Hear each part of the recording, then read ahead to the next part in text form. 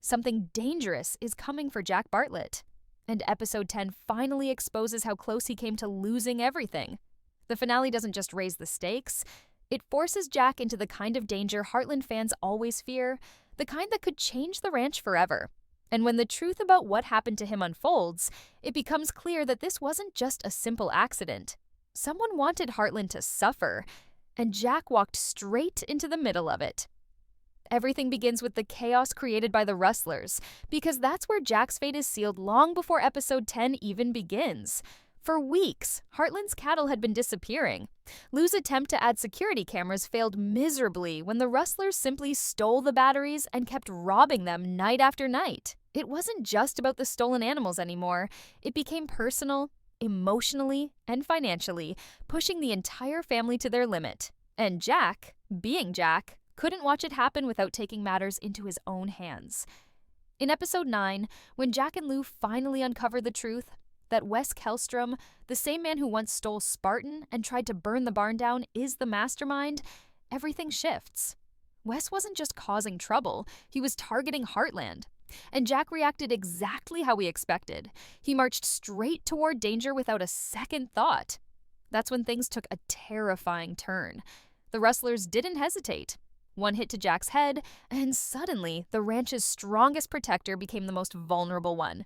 He said he was fine. He tried to walk it off like he always does, but we all knew something wasn't right. Jack may act invincible, but age doesn't play favorites. By the time episode 10 starts, the tension around Jack is already ticking like a time bomb. He keeps pushing aside the dizziness, the headaches, the subtle signs that something serious may be happening beneath the surface. The family thinks he's resting. Jack thinks he can shake it off. But the truth is, the hit he took wasn't just painful. It was dangerous. And Jack's stubbornness becomes the biggest threat to his safety. While Lou is focused on protecting the ranch, and Nathan is caught in the middle of Amy's complicated future, Jack quietly continues to deal with the consequences of that attack. But the more the family learns about Wes's plan, the more reckless Jack becomes. Wes didn't just steal cattle, he intentionally tried to hurt Heartland. And Jack refuses to let that go. So before anyone can stop him, Jack joins Lou and Nathan in confronting Wes. It's supposed to be a simple warning, nothing more. But Wes isn't the kind of man who backs down, and the anger in Jack's eyes tells us he's ready to risk everything to end this. And this is where the danger becomes unavoidable. When Jack steps onto that property, when he stands face to face with the man who has been terrorizing his family, something shifts. Wes isn't afraid of him anymore. And the situation spirals so quickly that not even Lou can control it. Whether it's a hidden weapon, a sudden attack, or Jack's injury finally catching up to him, episode 10 builds toward the exact moment when Jack's fate takes a terrifying turn, one that pushes him straight toward the hospital, whether he's ready for it or not. As episode 10 moves deeper into its final act, the tension around Jack doesn't fade, it tightens. The confrontation with Wes becomes the breaking point. Lou tries her best to keep things calm, reminding Jack that they came to talk, not to fight. But Jack's blood is boiling. Every stolen cow, every threat, every attack on their family sits heavy on his shoulders. And when Wes smirks, acting like he owns the situation, something snaps inside Jack. He's never been the kind of man to back down from danger, but this time the danger is different. This time, it's personal. Wes has changed too. He isn't the desperate, lying troublemaker from the past. He's colder now, more dangerous, someone who has spent years building resentment toward the Bartletts. And in that moment, it becomes clear that Wes didn't start this operation for money. He started it for revenge. When Jack realizes this, he steps forward, ignoring the throbbing pain behind his eyes. But that's exactly what puts him at risk.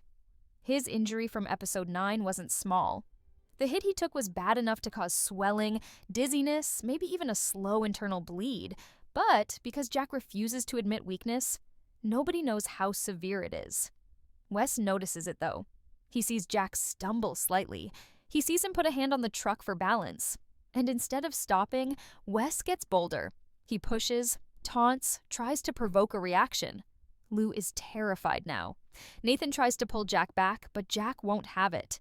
His pride takes over, and his anger blinds him to his own safety. And that's when the real danger erupts. Whether it's a sudden shove, a weapon appearing from the shadows, or Jack's body simply giving up under pressure, the situation explodes into chaos. A gunshot echoes in the distance, or maybe it's the sound of Jack collapsing. But something happens that forces everyone to freeze. Lou screams his name. Nathan rushes to him. And Wes, suddenly realizing things have gone too far, backs away with fear in his eyes. Jack is on the ground, barely conscious, fighting to breathe. His head injury finally shows its true severity. The world starts spinning around him. His vision fades. And for the first time in a long time, Jack looks helpless. Lou grabs his hand, begging him to stay awake. But Jack can't respond. His body has reached its limit. Everything he ignored, every symptom, every warning, has finally caught up to him. The ride back to Heartland feels endless. Lou is holding back tears, whispering that he'll be okay. Nathan is driving like his life depends on it. And Jack, he can barely keep his eyes open. He tries to talk, tries to reassure Lou, but the words won't form. The pain is too much. When they arrive at the ranch, Amy rushes toward them, immediately sensing something is terribly wrong. She sees Jack's pale face, the way his body slumps in the seat, and panic takes over. Without wasting a second, the family heads to the hospital.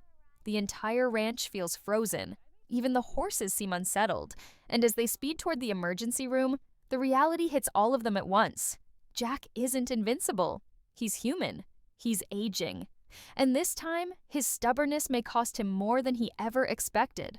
The doctors take him in immediately, leaving the family standing in the hallway, completely shattered.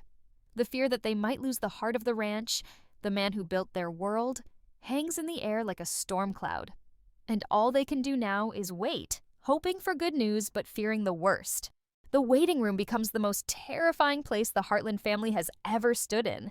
Minutes feel like hours, and every passing second tightens the fear inside Amy, Lou, and Nathan. No one speaks at first. They're all replaying the moment Jack collapsed, each blaming themselves in some way. Lou keeps pacing, whispering that she should have stopped him from going after Wes. Amy sits frozen, hands shaking, remembering the way Jack tried to smile at her even when he could barely hold his head up. Nathan stays close but silent, knowing this family is holding itself together by a thread. When the doctor finally walks in, the room falls silent. He explains that Jack suffered a serious concussion, one made worse by the stress and the physical strain he kept putting on himself after the attack. The hit he took in episode 9 caused internal swelling, and by ignoring the symptoms, Jack pushed his body to the point of collapse. They need to run more tests, scans, blood work, monitoring, to make sure the damage isn't worse than it looks. Hearing this breaks something inside Amy. She knew Jack was hiding how much pain he was in. She saw the way he winced when he thought no one was paying attention. But she never imagined it could lead to this. Lou tries to be strong, but it doesn't last long. She starts blaming herself again, saying she shouldn't have taken Nathan and Jack to confront Wes, that this is her fault. Amy shuts that down immediately. Heartland has survived a lot over the years, and every time danger came, Jack stood between it and the family. This time wasn't any different. He acted out of love, not recklessness. But deep down, both sisters know that Jack's age is becoming a factor they can't ignore anymore. The ranch's hero can't protect them the way he used to, not without consequences. Hours pass before the doctor returns. Jack is stable, but unconscious. His body needs rest, not activity. And when the doctor warns them that recovery may take time, the fear shifts into something heavier. What if Jack can't work the ranch the same way again? What if his stubbornness puts him in danger next time? Heartland has always relied on Jack's strength, but now they're faced with the terrifying truth that they might need to protect him instead. When Amy and Lou finally go in to see him, the sight hits them hard. Jack looks smaller, weaker, lying there with wires attached to him, his breathing shallow but steady. It's a version of him they've never seen before. Amy sits beside him, holding his hand gently, telling him he doesn't have to carry everything alone anymore. Lou brushes his hair back, promising him they'll handle the rustlers, the ranch, everything. He just needs to get better. The emotional weight in that room is overwhelming. Meanwhile, Nathan steps out to call the police, reporting everything that happened. This isn't just about stolen cattle anymore. Wes's actions put Jack's life at risk, and this time the law won't be able to ignore it. But even as Nathan talks, he can't shake his own guilt. He saw Jack struggling. He saw the dizziness. And still, he followed him into danger. Nathan has never felt the weight of responsibility like this before. Back in the hospital room, something unexpected happens. Jack's fingers move. His eyes flicker. Amy gasps, calling his name softly. Jack slowly opens his eyes, confused, groggy, trying to understand where he is. And when he finally recognizes Amy and Lou standing over him, the fear breaks. Amy cries, Lou sighs with relief, and Jack, stubborn as ever, tries to sit up, only for the pain to pull him back down.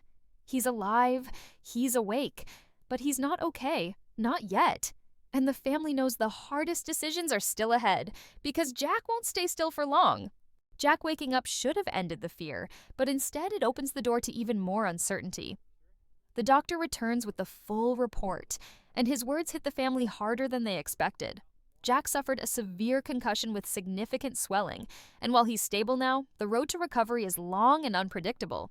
He needs complete rest. No riding, no ranch work, no stress. For Jack Bartlett, that feels like an impossible request. And the doctor warns them.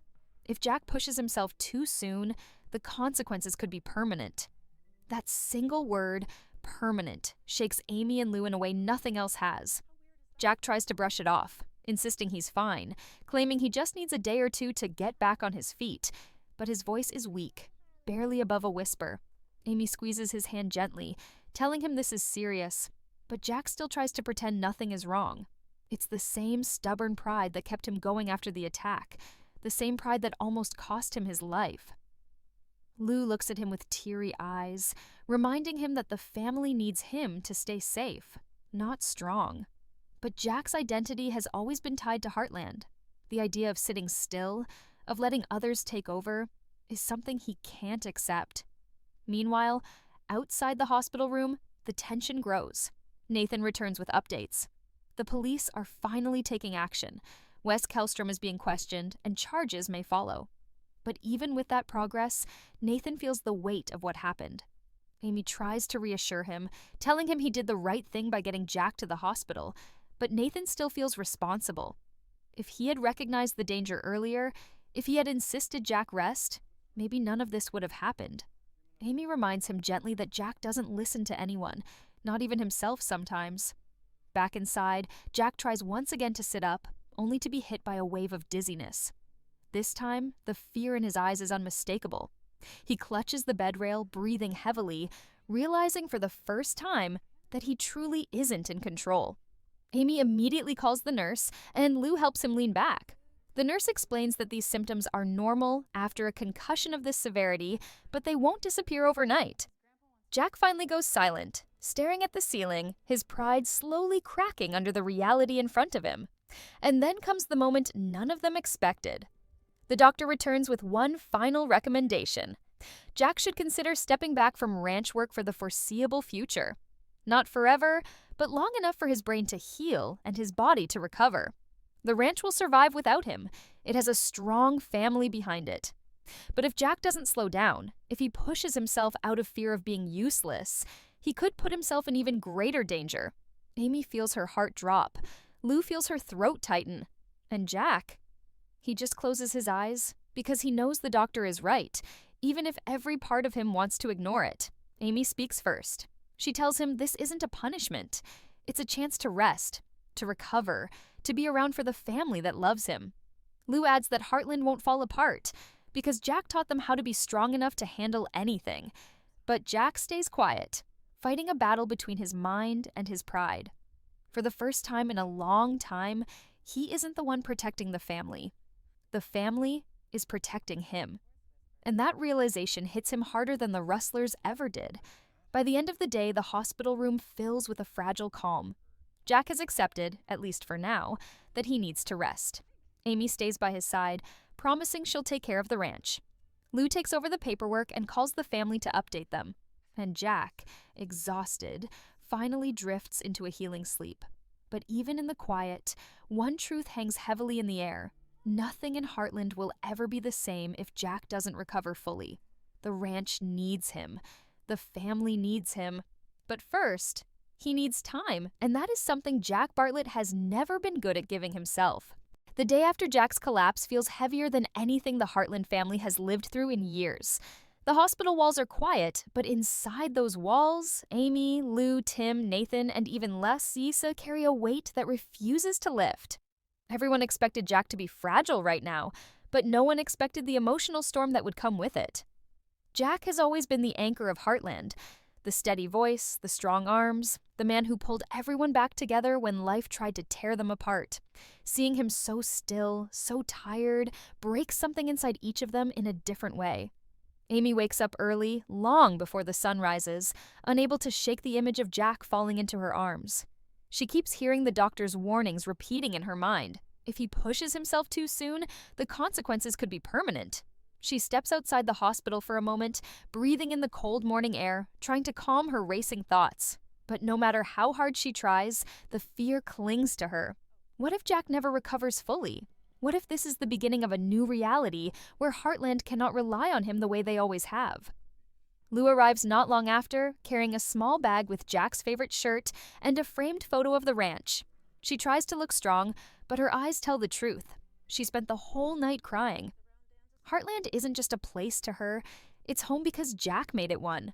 Without him, everything feels uncertain. She sits down next to Amy outside the hospital, and for a moment, the two sisters just breathe together in silence. Neither wants to say what they're both thinking, but eventually Lou whispers, "Amy, what if he doesn't get better?" Amy freezes. Those words hurt more than anything, but she forces herself to stay steady. "He will," she insists. "He has to." But deep inside, she's terrified. When they return to Jack's room, Lisa is already there, sitting at his bedside, gently brushing his hair back the way she always does. Her eyes are puffy and red, but she's calm. Too calm. Lisa is trying hard to stay composed, but her fingers tremble every time they touch Jack's hand. She looks at Amy and Lou, managing a small smile, but her voice cracks when she says, "He's still sleeping." The doctor enters moments later, updating them on Jack's condition. The swelling in his brain is slowly decreasing, and that's a good sign. But he also warns them again. Jack must rest. Not for days, but for weeks. Maybe months, and even then, there's no guarantee his memory or energy will return the way it was before the injury.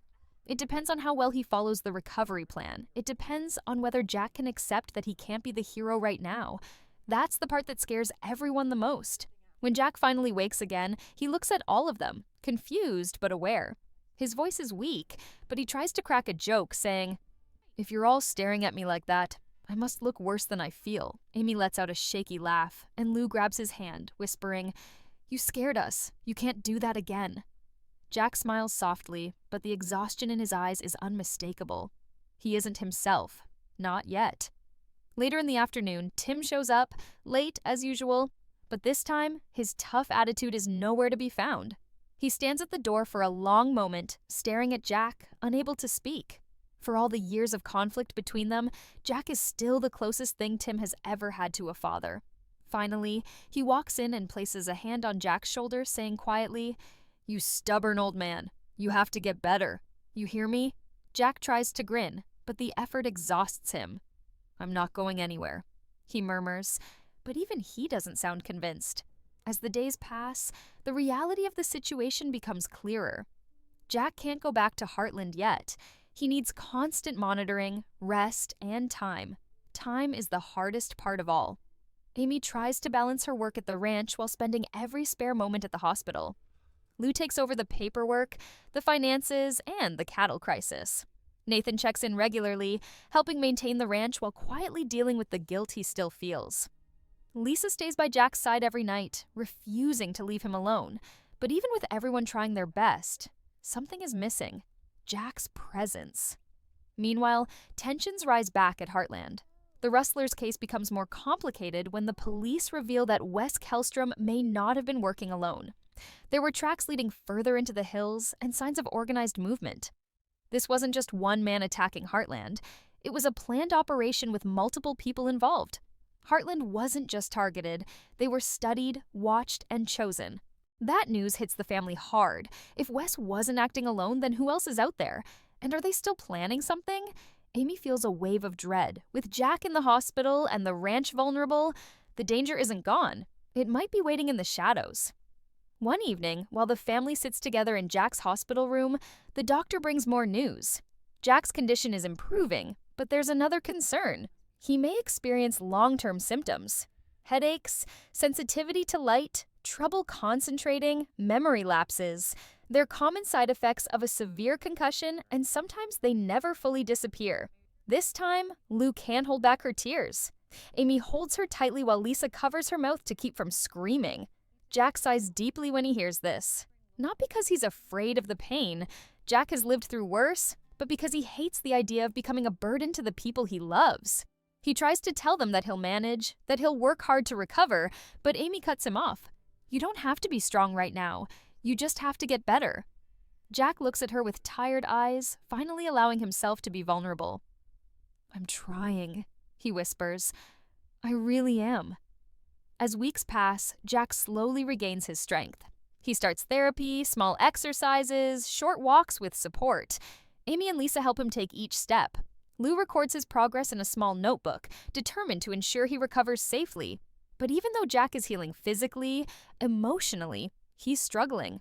He feels disconnected from the ranch, from his duties, from the identity he built over a lifetime. Every time he sees Amy and Lou walk into the hospital exhausted from running the ranch without him, guilt eats at him. At one point, Jack breaks down, quietly, privately, when he thinks no one is watching. Lisa finds him wiping his eyes, and she sits beside him. For the first time, Jack admits what he's been hiding. I don't know who I am if I'm not taking care of the ranch. Lisa takes his hand, tears in her own eyes. You are the heart of that ranch. You always will be. But right now, let the ranch take care of you. Back at Heartland, the Rustlers' issue finally reaches a turning point. The police arrest 2 more suspects connected to the cattle theft operation. Wes Kellstrom is charged and taken into custody. Heartland begins recovering financially, but the fear still lingers. Amy realizes that danger can appear at any moment, from any direction, and they must stay strong even when their greatest protector is down. After nearly 2 months, Jack is finally cleared to return home, under strict conditions. No riding, no ranch work, no stress. Light walking only. He hates the rules, but he's learned enough from the hospital to understand that pushing himself could end everything. When he arrives at Heartland, the entire family gathers at the porch. Amy helps him out of the truck. Jack stands still for a moment, looking at the ranch he loves more than anything in the world. The barn, the fields, the horses, the mountains in the distance, they all feel familiar, but he feels different. Amy watches him carefully, afraid he might break down again. But instead, Jack steps forward slowly, breathing in the air. It's good to be home, he says, his voice cracking. The family surrounds him, hugging him, supporting him, celebrating his return. Still, the fear doesn't disappear. Amy stays close to him at all times, watching for signs of dizziness or confusion. Lou checks on him every morning. Lisa never leaves his side. And Jack, he watches the ranch from the porch, struggling with the feeling of being useless. One afternoon, when Amy finds him staring at the horses with a troubled expression, she walks over and sits beside him. You're not useless, she says quietly, reading his mind. Jack sighs. I can't work. I can't help. I can't even ride. Amy smiles gently. You taught me to be strong. You taught all of us. Heartland is running because of you. Jack turns to her, tears in his eyes. I just want to feel like myself again. Amy nods.